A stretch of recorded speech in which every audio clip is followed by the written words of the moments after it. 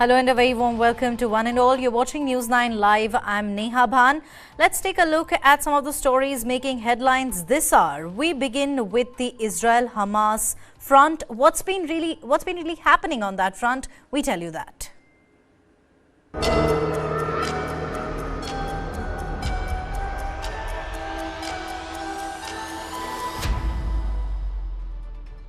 The following content may contain visuals that are disturbing, graphic, or sensitive in nature. Viewer discretion is advised. This material is intended for mature audiences and may not be suitable for all viewers. Please exercise caution while watching, and if you find such content distressing, we recommend discontinuing viewing. This disclaimer is provided to ensure awareness and to prioritize viewer well-being. Now, it's been 76 days since Hamas's first attack on Israel. Cut to today, more than 20,000 Gazans have lost their lives in the war between Israel and Hamas. Right on your screens is the latest from the Israel-Hamas war front, day 76. At least 12 people have been killed in explosions near the Rafah hospital. That is what the Gaza Health Ministry has said. Uncovered Hamas command centers in Gaza City. That is what the IDF has said. Fighting terrorism did not mean Israel had to flatten Gaza. A very powerful statement coming in from French President Emmanuel Macron. At least 20,000 Palestinians have been killed in the Gaza war so far. United Nations Security Council has again delayed vote on the Gaza resolution. Indelible stain on our collective conscience. That is what UN Humanitarian Chief Martin has said on Gaza war.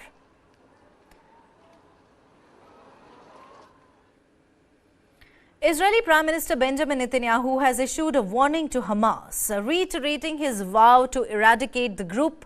Netanyahu's message to the group is, surrender or die. In a televised comment that suggested any possible new truce under consideration would be short-lived, Netanyahu reiterated that the war would only end when Hamas is eradicated. All hostages are freed and Gaza no longer poses a threat. Listen in. אנחנו ממשיכים במלחמה עד הסוף. היא תימשך עד לחיסול החמאס, עד לניצחון. מי שחושב שנעצור, פשוט לא מחובר למציאות. לא נפסיק את הלחימה עד להשגת כל המטרות שהצבנו. חיסול החמאס, שחרור חטופינו, והסרת האיום מעזה. אנחנו תוקפים את החמאס באש תופת, בכל מקום, כולל היום. אנחנו גם תוקפים את עוזריהם מקרוב ומרחוק. כל מחבלי החמאס, מהראשון עד האחרון, הם בני מוות. יש להם רק שתי אפשרויות, להיכנע או למות.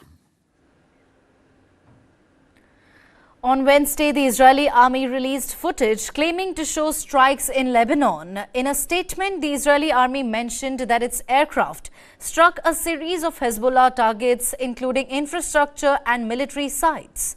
Israel and Hezbollah fighters have been exchanging fire along the frontier almost daily since the war in Gaza commenced more than 2 months ago. The violence has resulted in the death of more than 130 people in Lebanon, including 94 Hezbollah fighters and 17 civilians. In Israel, the hostilities have claimed the lives of at least 8 soldiers and 4 civilians.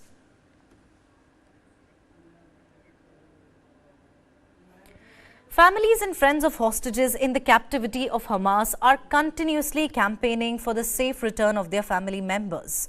One woman in Jerusalem who's campaigning for the release of her son has been getting support from an unexpected quarter. Our next report tells you more. Rachel Goldberg keeps score of the days her son Hirsch has been held hostage in Gaza. More days have passed since we met, but the family still hasn't heard anything. A lot of people feel comfort wearing T-shirts with their loved one or a pin with their loved one. That, for me, makes me really uncomfortable. I also don't like that the picture doesn't change. I think there's something important that every day the number changes and it's showing, it's uncomfortable. Hirsch was caught up in the attack on the Nova Music Festival on October 7. Militants led by Hamas, considered a terrorist group by multiple countries, killed at least 360 people and took others to Gaza. Hirsch's best friend Arne, on the left here, was one of those killed. Hirsch, on the right, was badly injured and taken. I pray all the time that I know there are kind, good Gazan civilians who are also caught in this horrible situation that we're caught in, and I want to pray and hope that there's someone kind there being kind to Hirsch and to the other, innocent people who are also being held there in a terrible situation. Hirsch's family takes some comfort from the support of his friends. They used to hang out here in this bar in Jerusalem. All are avid supporters of football club Hapoel Jerusalem. They've made sure he cannot be forgotten. We are doing bad. It's really, nothing is the same, and even we try and we succeed in a lot of moments of our day to keep living. We meet here, we drink our beers, we watch our football team, and we try to do what we were doing before, but that's not the situation, and every time you have a moment to realize, you remember that Hirsch is a hostage in Gaza. They also mourn their friend Arne, killed that day. It was a day that changed their world. It's the biggest incidents we've had for our generation, for sure. But I think it's kind of a part of being here. Is there's always something happening, and there's always. But I think this is the first time it really hit me personally with Hirsch, and maybe also our community. Hirsch's fate is also present at this German football club. He was a frequent visitor here in Bremen, thanks to strong links between supporters of his football club and those of Werder Bremen. I know him as a very charismatic person. He's very outgoing, very open, unbelievably tolerant. He tries to bring people together. Wir sind so weit weg. Was können wir denn tun? What can we do from here to somehow keep this topic and our friend close to us? That's what we try to do with our conversations and messages with Rachel. Haben wir in diesen Gesprächen bzw. Nachrichten mit Rachel versucht, to find a way to offer support from so far away to where we feel so connected in our hearts. Wo wir uns doch eigentlich im Herzen so verbunden fühlen. Fans there flying the flag for Hirsch gives comfort to his mother in Jerusalem. I call them my friends, they're Hirsch's friends, but who write and keep me posted and send pictures of different rallies and different soccer games and different, exhibitions that are put out, not to forget these human beings who are being held against their will in very scary conditions and situations, and it actually really helps me, I think. It helps me to breathe in this world without air. For now, she counts the days, and she waits.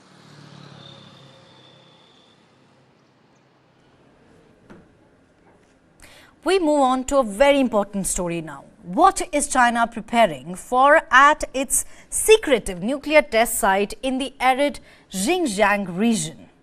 The New York Times has reported a resurgence of activities at the Lop Nur nuclear testing site in Xinjiang. Satellite imagery obtained by the New York Times reveals drilling activities at the site. While China denies these claims, experts fear a possible acceleration of moves to perfect new nuclear weapons. Any such move will also undermine the Global Test Ban Treaty. The reports point to possible preparations for year-round operations at Lop Nur. A 2020 satellite image showed a main tunnel undergoing extensive new digging and construction. Its entrance surrounded by trucks, bulldozers and piles of excavated dirt. Lop Nur is a vast military base in Xinjiang, was selected for nuclear testing due to its barren and isolated nature. Xinjiang, however, is the homeland of the Uyghurs and a predominantly Muslim ethnic group. that has been facing a crackdown. While concerns linger about China's potential nuclear test readiness, US officials speculate that President Xi might await action from the US or Russia. Beijing dismisses claims regarding upgrades at Lop Nur, asserting commitment to nuclear test bans and efforts to eliminate nuclear weapons.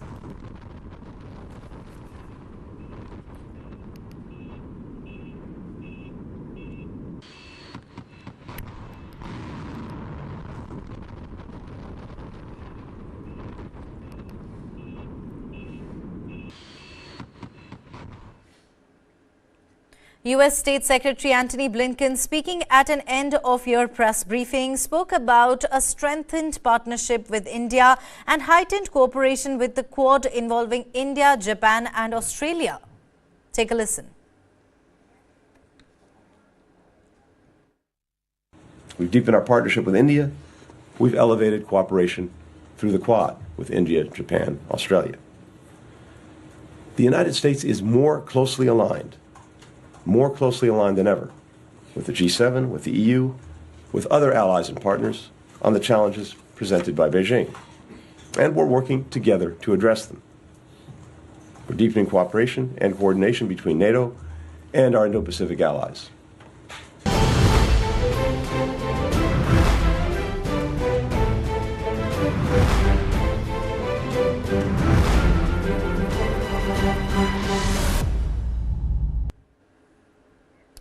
Former United States President Donald Trump is expected to challenge the Colorado Supreme Court ruling that he won't be eligible to run for president in the state's primaries. Here's a report.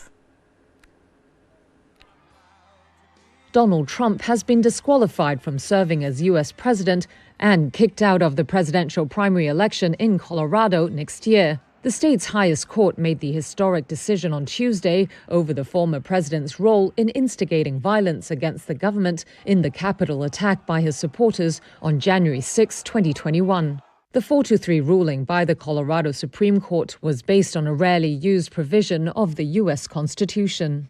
Section 3 of the 14th Amendment bars officials who have engaged in insurrection from holding office. Trump is now the first presidential candidate in history to be disqualified from the White House under that rule. The majority justices acknowledged the judgment was uncharted territory, but said, quote, "We do not reach these conclusions lightly." Trump's campaign said they will appeal the ruling at the U.S. Supreme Court, calling it flawed and undemocratic, while Trump accused the Democrats of election interference at a campaign rally in Iowa. Crooked Joe Biden and the far-left lunatics are desperate to stop us by any means necessary. They are willing to violate the U.S. Constitution at levels never seen before in order to win this election. The case was not brought forward by Biden, but a group of Colorado voters backed by a nonprofit called Citizens for Responsibility and Ethics in Washington. In a statement, the nonprofit said the court's decision is, quote, "not only historic and justified, but is necessary to protect the future of democracy in our country." The lawsuit is seen as a test case for a wider effort to strike Trump off state ballots under the 14th Amendment. Tuesday's ruling overturns a lower court's judgment in Colorado that concluded Trump did engage in insurrection, but that, as president, Trump was not an officer of the United States who could be disqualified under the provision. It now sets the stage for the U.S. Supreme Court to potentially consider whether he's eligible across all 50 states to serve as president again. Half of the judges that make up the top court's conservative majority are Trump appointees. Moving on now, Imran Khan, the former Prime Minister of Pakistan, currently in jail, is set to contest the upcoming general elections from at least 3 constituencies. The Pakistan Tehreek-e-Insaf Party revealed that Khan is aiming to contest from Lahore, Islamabad and Mianwali constituencies. Imran Khan is awaiting verdict on his petition challenging his conviction in the Tosha Khana corruption case. Elections are scheduled in Pakistan on the 8th of February.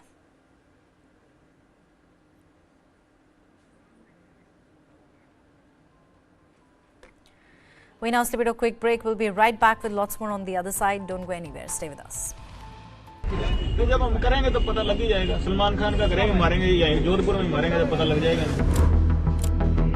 This is someone who is sitting inside our jails and is still very obviously and openly running and possibly the largest organized criminal operation in the country. Student organization of Punjab University में सोपूगा acting president type भी रहा है. He was a troublemaker, getting into fights with people, not coming to the class. As on date, it appears that Lawrence gang is the most important, the prominent gang. Gangs here in Punjab, they are intimidated. Today, he's India's most dangerous gangster, and India's presence are apparently no bar to how Bishnoi runs India's largest criminal empire. News is now content. Just stream it. Download the world's first news OTT, News 9 Plus, ahead of the curve. Welcome back. Another former Prime Minister, Nawaz Sharif, is reportedly planning to contest from Manera in Khyber Pakhtunkhwa besides Lahore. Nawaz Sharif, there the 73-year-old former Premier, is expected to file his nomination papers for the NA15 Manera cum Torgar constituency, according to reports that quoted his son-in-law, Mohammad Safdar.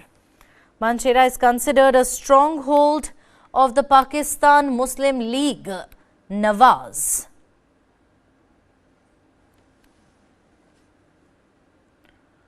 Following the passing of his predecessor, Mishal Al-Ahmad, Al-Sabah has assumed office as the new Emir of Kuwait.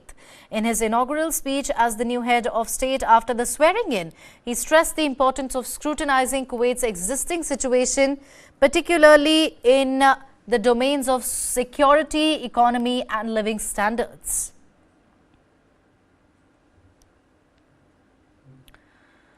Kremlin, on the other side, has dismissed the possibility of peace talks between Russia and Ukraine, stating that there is currently no basis for negotiations. Kremlin spokesman Dmitry Peskov deemed Kyiv's proposed peace plan absurd, highlighting its exclusion of Russia. He attributed the diminished prospects for a peace deal in 2022 to British pressure on Kyiv, leading them to reject a draft agreement shortly after Russia deployed troops into Ukraine. Peskov added that the conditions for negotiations were eroded further, especially after Ukraine legally forbade any talks with the Russian side.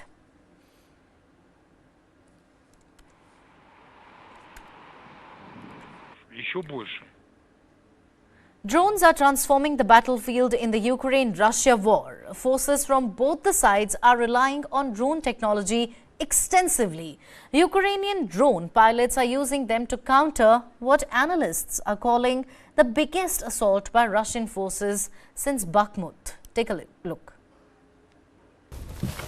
We're heading towards Avdiivka, a city Vladimir Putin has already spent more than 12,000 Russian soldiers' lives trying to take.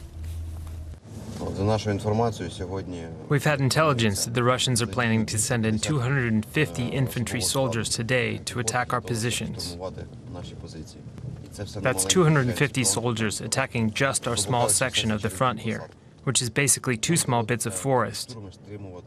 We have to stop their attacks with kamikaze drones. If we send our infantry in to stop them, we'd lose a lot of people. As it is, we send in a piece of plastic carrying some ammunition, and we stop them in their tracks. This is what counts for a trench round here. In a matter of days, they'll have to move on again, keenly aware they themselves are prime targets for Russia's drone pilots. Look how many of them there are. Where are they going? Are they heading over there? The Russians take advantage of the bad weather to attack. With fewer of our drones up in the air, we have trouble directing artillery fire against them.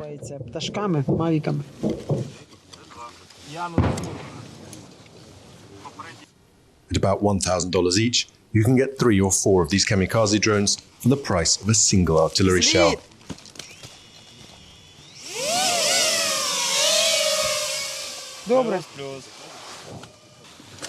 The signal's really bad. You've lost your connection.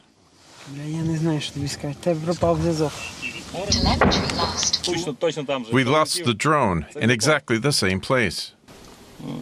Ukrainian team just behind me has just lost the drone, and they're trying to work out whether that was due to Russian electronic warfare or just simply the weather. One day the signal's great and you can fly over long distances.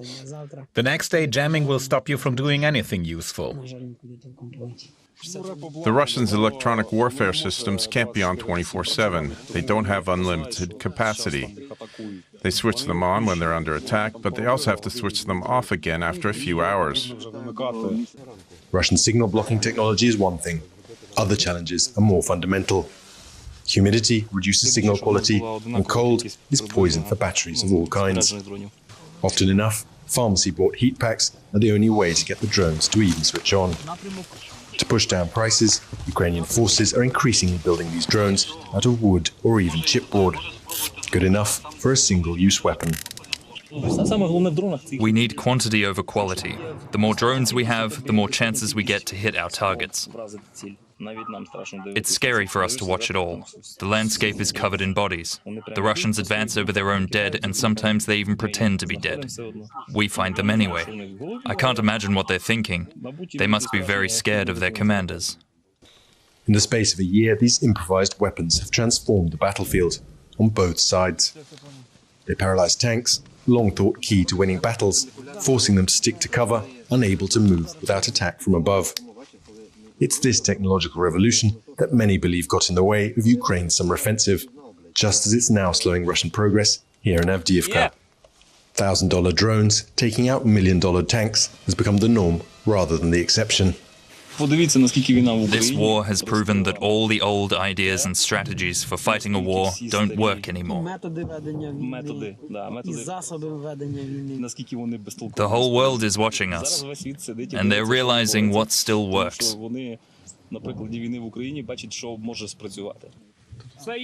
Look, one of them is lying on the ground, and there's another one underneath. Giving directions is far from straightforward. Covered in snow, with most buildings and even trees destroyed, there's little to go by. And because they're flying at different altitudes and with different optics, reconnaissance and kamikaze drone pilots see very different landscapes. Processing all that information still makes or breaks these missions. For all the tech, AI has still not replaced humans for this kind of navigation. There's two of them lying on the left-hand side. Slow down, don't rush. No, that's not the target. What we need is those two. Look, they're over there. We need one of you to take over. It's a clear hit. Two Russian soldiers caught out in the open. Realizing the danger, they pretended to be dead, but it didn't help. The Ukrainian drone pilots here tell us they've flown over this landscape so many times, they navigate by the abandoned Russian corpses. Those two men have themselves now become new landmarks.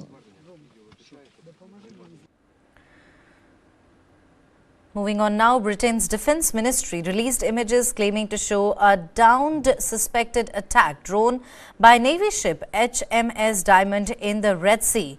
Following this, the Ministry of Defence announced on Tuesday that HMS Diamond would join a US-led international task force aimed at safeguarding commerce in the region.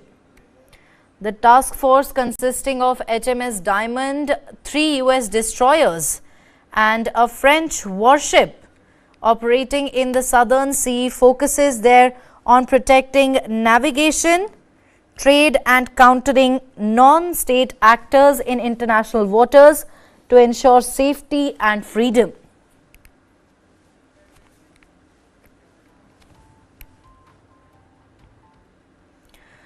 Exporters are scrambling to find alternative air, land and ocean routes to get toys, apparel, tea and auto parts to retailers as disarray ripples through supply chains around the world during a wave of attacks in the Red Sea. As the crisis in the Red Sea deepens, exporters are wondering how to get their goods to market. Iran-backed Houthi militants in Yemen have stepped up attacks on vessels in the area in recent weeks. That's to show support for Hamas during Israel's military offensive in Gaza.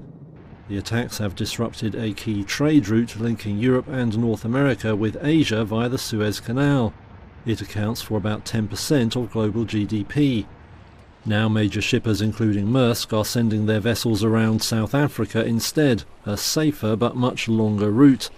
That has exporters scrambling for alternative air, land or ocean options.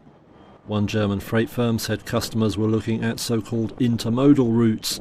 For example, ship part of the way, then plane for the final leg. But air cargo capacity is limited, and it costs many times more than shipping by sea. Analysts at S&P Global say that leaves major retailers like Walmart and IKEA looking vulnerable to disruption. The crisis doesn't look set to ease anytime soon.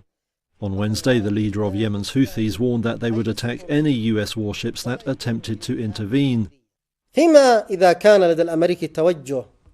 We will not stand idly by if the Americans attempted to escalate further and commit foolishness by targeting our country or waging war against it. Any American targeting of our country will be targeted by us.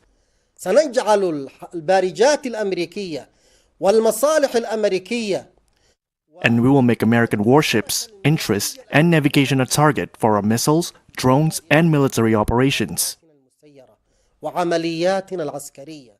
Washington has promised to establish an international naval task force to protect merchant vessels. But shipping firms say they are in the dark over when or how the force will operate. Meanwhile, they've started hiking fees for cargoes passing through the Red Sea area. United Nations trade expert Jan Hoffman says it all spells trouble for consumers, albeit not immediately.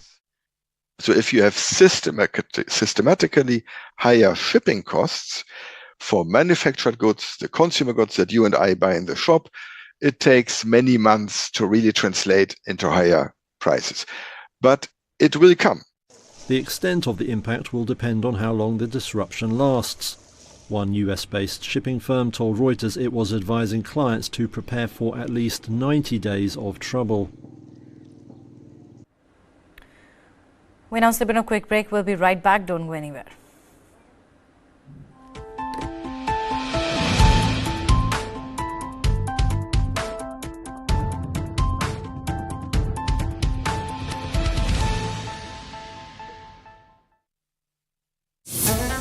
It was my 14th birthday. On birthday, daughter waits home missing father. He was carrying a cake for his daughter. 49-year-old Birmingham-based Indian diplomat vanishes. He was grabbed and bundled into a car by 4 assailants. KLA claims responsibility. Demands Kashmiri separatists. Maqbool Bhatt's release. Goli maro, aur feck do. And within 3 days, they shot him dead. Abducted diplomat. Found murdered in Leicestershire. I said, who ordered to kill him? To me, he said, I ordered it. And he never came home.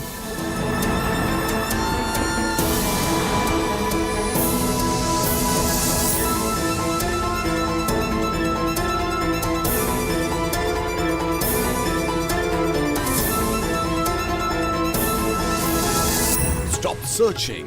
Start streaming. Download the world's first news OTT, News 9 Plus, ahead of the curve.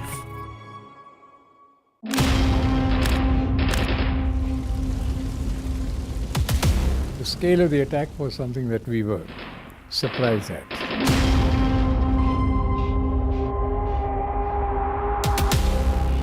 David Hadley was a double agent. The Americans did not want him to be fully exposed, so all that he probably shared with the Americans was not shared with us in terms of intelligence. If we had that, I'm sure that we would have been able to deal with the situation far better.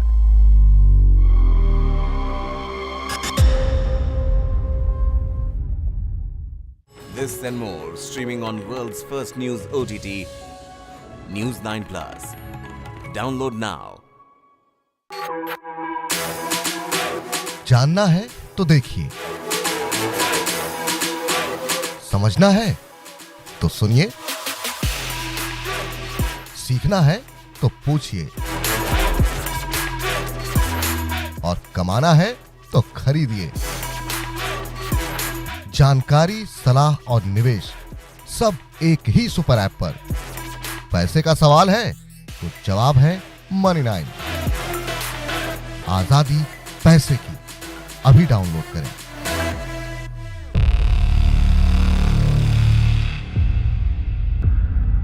वर्ष 2070 तक Bharat net zero का लक्ष्य हासिल करेगा। There is certainly a wall of capital coming into the clean tech, climate tech space, not just in India but across the world.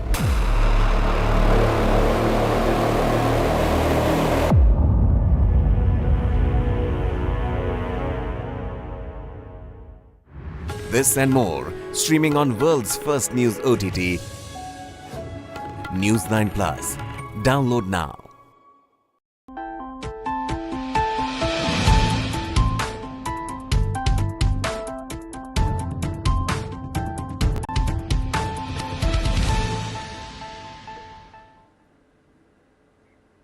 Welcome back. In a significant development on Wednesday, the European Union successfully reached an agreement on new rules for managing irregular arrivals of asylum seekers and migrants. This breakthrough is particularly noteworthy as it comes after nearly a decade of contentious disputes on the matter. So how will this new framework operate? Here's a report. The European Union agreed on Wednesday on new rules designed to share out the cost and work of hosting migrants more evenly and to limit the numbers of people coming in. The deal is being hailed as a breakthrough after almost a decade of bitter feuds on the issue.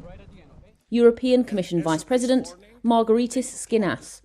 We do have the agreement on this holistic European framework. This is a proud testament to the fact that Europe can deliver solutions on issues that matter to the many. And this is the case on migration. The new pact on migration and asylum should start taking effect next year. The bloc aims to spread more evenly the task of caring for arriving refugees and migrants. The EU is expected to accommodate 30,000 people per year in its joint migration system at any given time. So, each country will be assigned a share of that. It will be calculated on factors including a country's GDP and population, and the number of irregular migrant border crossings, including sea rescue operations. Countries unwilling to take people in would instead be able to help their peers through equipment, personnel, or cash, at least €20,000 per person a year. The agreement would introduce a new speedy border procedure for those deemed unlikely to win asylum, preventing them from lingering inside the bloc for years. Their claims would be dealt within a maximum of 12 weeks and, if rejected, they should be returned to their home countries within a further 12 weeks. That mechanism would apply to all those deemed dangerous, uncooperative, or coming from countries with low asylum recognition rates in the EU, like India, Tunisia and Turkey. EU countries could also apply the speedy procedure to people picked up in the sea, trying to get in illegally or filing for asylum at a country's border rather than in advance.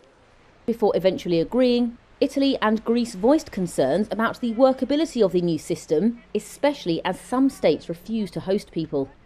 The southern countries worry about being overwhelmed, especially as complex solidarity schemes take time to kick in. States further from the bloc's borders also tend to drag their feet on admitting arrivals. Another challenge is keeping close tabs on the movement of people once they get inside Europe's free travel zone. Rights groups said the scheme risks creating overcrowded migrant camps on the edge of the EU and the extended detention of minors, adding that it's focusing on keeping people away rather than helping those in need. Separately, Poland has refused to take in any of the mainly Muslim arrivals, though it has given shelter to millions of Ukrainians fleeing Russia's war. A surge of migrants continue to arrive at a key Rio Grande crossing near Eagle Pass, Texas.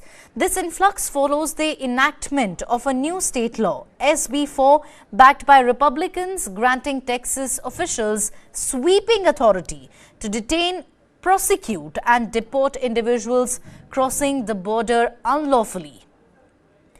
SB 4 criminalizes illegal entry into Texas from foreign countries.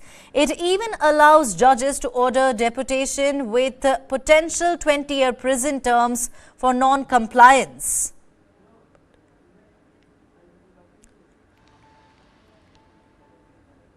Now there, in fact, this is a very important update coming in. SB4 criminalizes illegal entry into Texas from foreign countries and even allows judges to order deportation with potential 20-year prison term for those for non-compliance.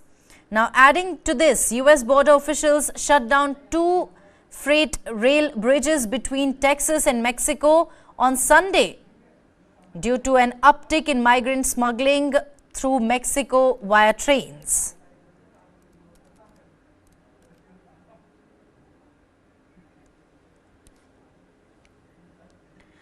By the close of 2023, China and the US have experienced a relaxation in bilateral tensions.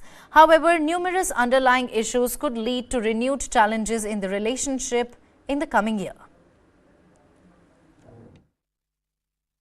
After a year that brought panic over spy balloons, a fight over semiconductors, and an intensifying military rivalry, China and the United States are ending the year with an uneasy detente, with both Biden and Chinese President Xi Jinping looking to stop a freefall in their countries' relations.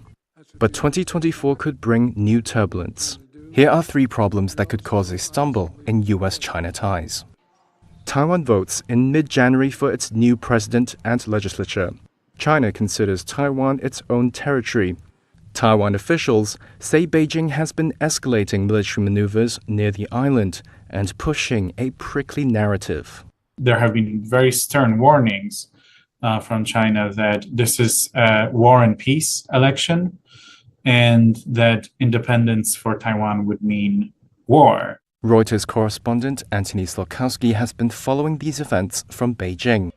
Though increased warnings and military pressure during elections isn't new at all for Taiwan, this time Beijing really dislikes the frontrunner, Democratic Progressive Party Vice President Lai Ching-te and his running mate Xiaobi Kim. The commentary in China has been pretty negative about the DPP candidature. They have been called colluding villains, I think, the sort of the ruling party ticket. And the Independence Double Act. The US could be drawn in if military tensions escalate in the Taiwan Strait, and there's a precedent for that. In 1996, the US sent an aircraft carrier group to the area in response to China's military exercises and missile tests ahead of voting. The 2024 US presidential election could be even more consequential. Barring last-minute surprises, it will likely be a rematch between Joe Biden and former President Donald Trump. Reuters' U.S. foreign policy editor Don Durfee explains its implications for the U.S.-China relationship. Trump is less of a fan of traditional American alliances, including NATO and some of the alliances in Asia. If a Trump administration were to mean a pullback from Asia, China would see that in its benefit. On the other hand, Trump was very tough on China during his time, right? He imposed new tariffs, there were arguments about COVID, and the Chinese leadership found it to be a very difficult administration to work with. So there's an argument from analysts that the Chinese might actually prefer Biden because he's more predictable. They feel like they have a partner they can negotiate with. Semiconductors remain a key issue in the US-China tech rivalry, and the US is expected to beef up export controls designed to prevent China's military from getting its hands on the most advanced semiconductors. We're going to see another tightening of export controls in the coming fall in 2024. And we've also heard from officials that the US intends to enforce these rules more strictly. So they plan to go after individuals and companies that they might see as violating this. While China sees this as an effort targeted at their development, it struggles to push back since retaliating against US businesses would only drive away the foreign capital Beijing needs as its economic growth slows. Things may look cordial between Washington and Beijing for now, but that could change unexpectedly in the coming year. From presidential elections in Taiwan and the United States to continued trade fights, there are no shortage of fault lines between the world's two largest economies.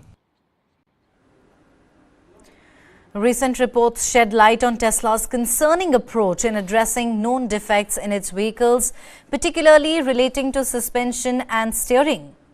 systems. Despite being aware of these issues internally, Tesla has consistently redirected blame to customers. Instances of steering and suspension failures in newer Tesla models have led to alarming incidents in a newly purchased 2023 Model Y and a 2020 Model 3, losing a wheel while driving on autopilot at 60, resulting in a crash. The report underscores Tesla's awareness of these issues while downplaying its responsibility, often attributing problems to driver abuse or misuse. Tesla's handling of these defects varies by region, with recalls initiated in China due to regulatory pressure but not replicated in the US or Europe.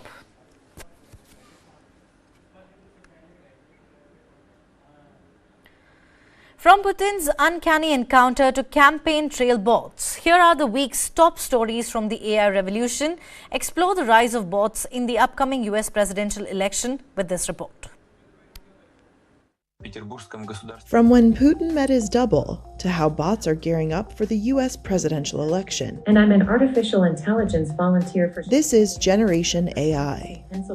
Vladimir Putin has met his AI twin. At his annual news conference, the Russian leader was posed a question by a digital version of himself. Aptly enough, the clone asked Putin if he had a lot of lookalikes. Bots are taking to the US campaign trail too. Democratic candidate for Congress in Pennsylvania, Shemaine Daniels, is using an AI-powered robocaller to contact voters. My name is Ashley, and She says the bot, dubbed Ashley, doesn't just recite a script, but can tailor its approach to each individual. If the person answering is kind of going in a direction that's inappropriate, Ashley has the ability to kind of end that conversation. But on our end, we've made sure that she can't tell lies about me. So whatever she shares will be something that is true. Google says it will limit how much its Bard chatbot has to say about next year's US presidential election.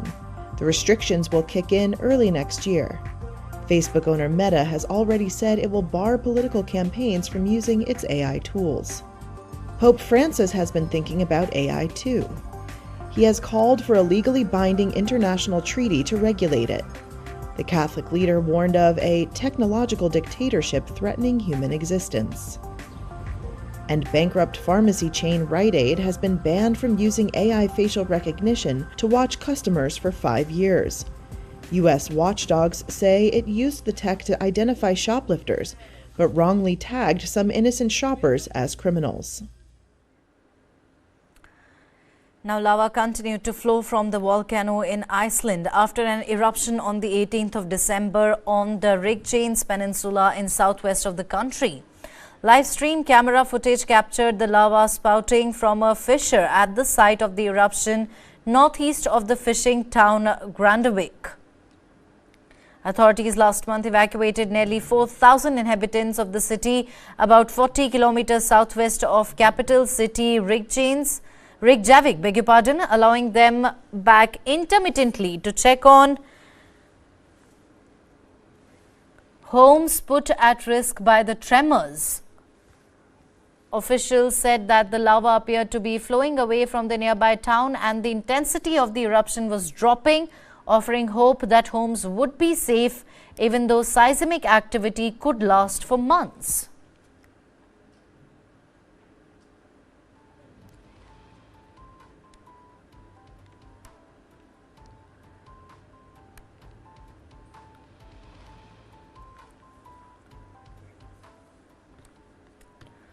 However, the ordeal is far from over for the Chinese villagers. Not only are they grappling with the aftermath of the earthquake, but are also faced with additional challenges as temperatures dropped to -15 Celsius. Homeless survivors described the difficulties of living without proper housing, and in some cases they were keeping their children safe and warm by seeking refuge in a neighbor's makeshift tent. At relief sites, numerous quake survivors lined up for essential supplies, including food and water provided by volunteers. The earthquake significantly damaged over 207,000 homes in Gansu, resulting in nearly 15,000 house collapses and affecting more than 145,000 people. Relief efforts, including the delivery of emergency supplies and food, were underway to support those affected.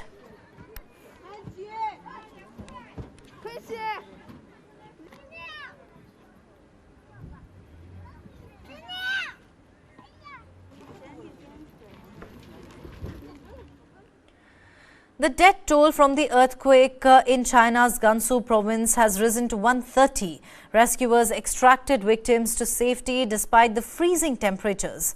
However, for survivors, the road ahead is fraught with uncertainty as they confront months without permanent shelter. Take a look at this report. Braving freezing conditions, rescuers pulled victims to safety after a deadly earthquake rocked parts of China's Gansu province a day earlier. While survivors faced months of uncertainty ahead without permanent shelter. The magnitude 6.2 earthquake jolted the northwestern region minutes before midnight on Monday, sending terrified residents out into the cold at the dead of night. Over 130 people died and hundreds were injured in the quake, and when rescue operations ended on Tuesday, almost 80 people had been retrieved from rubble. In Gansu, more than 207,000 homes were wrecked and nearly 15,000 homes collapsed, affecting more than 145,000 people. And in the neighbouring Qinghai province, households in 22 towns and villages were affected. This family was one of many. My parents were pulled out from underneath this, but I don't know how. Anyway, we ran to wherever we could. Immediately, the power went out. There was nothing in sight. I panicked. I called out for my son, called my son's name, and there was no response.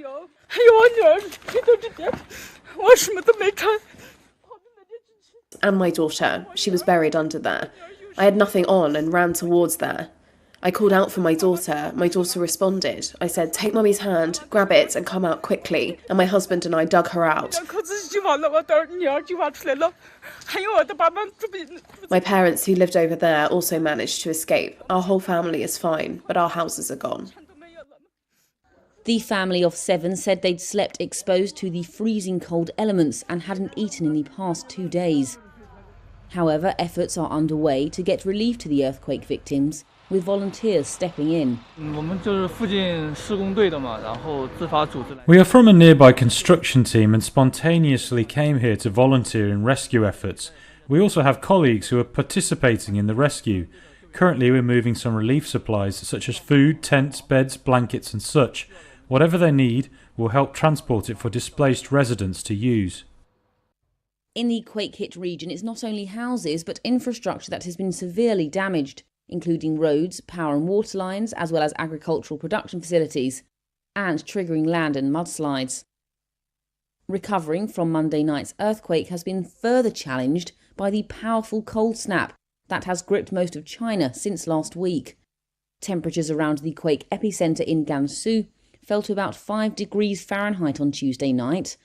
According to local media citing researchers, people trapped under rubble exposed to conditions of 14 degrees Fahrenheit without help could develop hypothermia and may only be able to live for 5 to 10 hours if uninjured.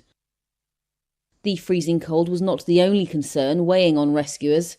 The Gansu Provincial Seismological Bureau said through comprehensive analysis, strong aftershocks of magnitude 5 were still possible around the area in the coming days.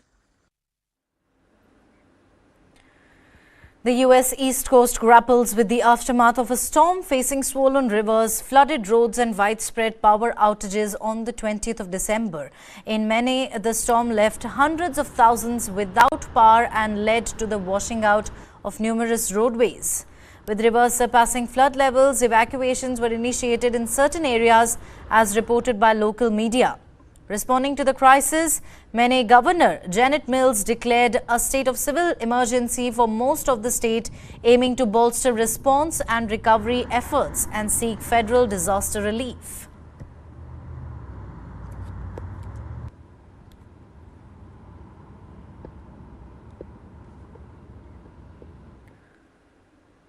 Pitt and Paul made history as the first panda cubs born in Germany, but now they are on their way to start a new life in China. China owns all the pandas in the world and leases them to more than 20 countries worldwide in a practice known as panda diplomacy. Panda twins Pitt and Paul are leaving Berlin Zoo and moving to Chengdu in China. In 2019, they became the first ever pandas born in Germany while their parents were on loan, and they've been a big hit. I love pandas. It's looking so interesting. Any cubs born whilst their parents are on loan must leave for China within 4 years. The pandas will travel back to the Chengdu panda base, where they have enclosures, which are actually very similar to the ones in Berlin. The advantage for them there is bamboo. It doesn't grow as well in Germany as it does in Sichuan, where it grows like a weed. In Sichuan, they will always have an all-you-can-eat buffet of their favourite varieties of bamboo. Pitt and Paul aren't the only ones heading back to China. In the past month, pandas in the US and Scotland have been returned too. This year is quite a significant year in the history of panda diplomacy, because we have pandas from quite a few countries returning to China. It's quite interesting and significant that Xi Jinping said in August that he's aware of the continued interest of the United States to host pandas from China, and with that comes a political demand, right? That is an expression of China's interest and to some extent condition of friendly relations if it hands out any more pandas. So you have that political component as part of panda diplomacy by design. Germany says it will continue to collaborate with China on pandas. But in the meantime, these cute, fluffy diplomats will be sorely missed in Berlin as they head back to their ancestral lands.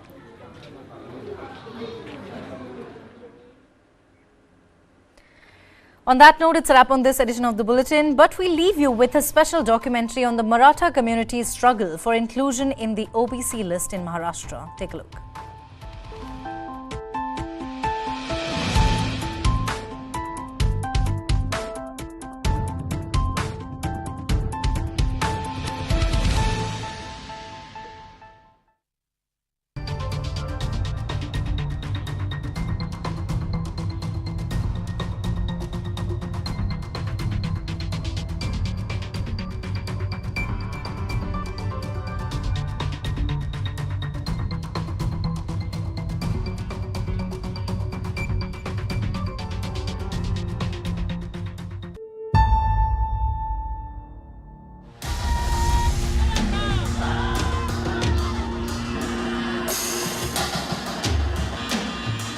Those who are economically backwards from any community should be given, you can say, that kind of a, reservation. Not everybody. This all is bluff, all is nonsense. After 2nd January, I doubt there may be a violence. You are taking Maratha for granted. The government is confident that they'll be able to give the reservation to the Marathas in Maharashtra.